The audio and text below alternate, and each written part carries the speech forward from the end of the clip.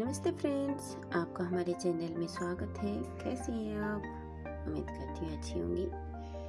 आज इस वीडियो में मैं लेके आई हूँ क्रोशे से बने हुए बहुत ही खूबसूरत होम डेकोर के आइटम, जिसमें आप कई तरह की चीज़ें देख सकती हैं कि बने हुए हैं। ये सभी हैंडमेड हैं और जो घर में इस्तेमाल होने वाली चीज़ें हैं, आपके घर को एक नया लुक देगा।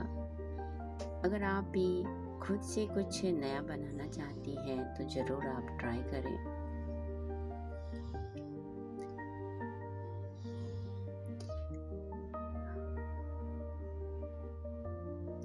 आप इससे देख सकती हैं कि फ्लावर वॉश बना सकती हैं, इस तरह के टेबल रनर बना सकती हैं जो कि काफ़ी यूनिक लगते हैं। आप डोर तोरण बना सकती हैं।